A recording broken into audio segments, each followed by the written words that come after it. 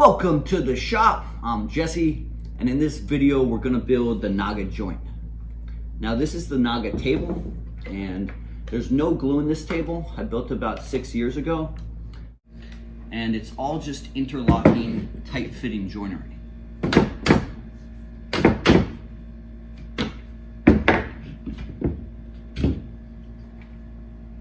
So no glue, just interlocking joinery.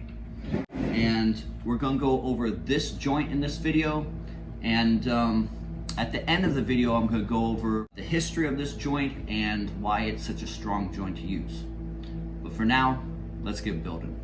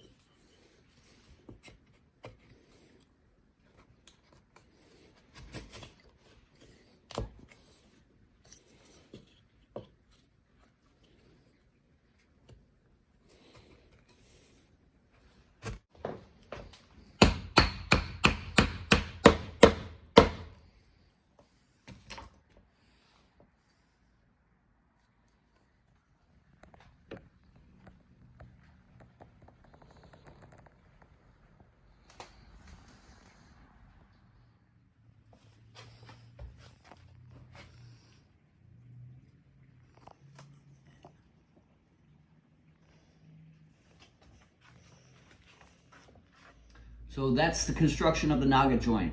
Now, I first learned about this joint in George Nakashima's book, The Soul of the Tree, which is an amazing woodworking book with a lot of knowledge and some amazing furniture. And one of the things that I learned is that they used to use it in Japanese Buddhist temples. So these would be the center pillars. And you can imagine this being the center pillar and the beams coming across and interlocking. And what's really important about this joint is that you don't need any adhesives in there. Back then they used fish glue or hide glue, which just isn't nearly as strong as the glues we have today. Another thing is that they didn't have mechanical fasteners and hardware that was readily available. So they had to depend on interlocking joinery. The other thing that's really interesting about this joint is there's a couple different ways to make it. This is by far the strongest way. And the reason why is because it has these shoulders. And these shoulders are equivalent to the thickness of the leg or beam. And when they're all the way down, it's locked nice and tight and it's very rigid, so it makes it structurally strong. I hope you enjoyed this video. If you do, please hit that like and subscribe button. Thanks for watching and keep woodworking.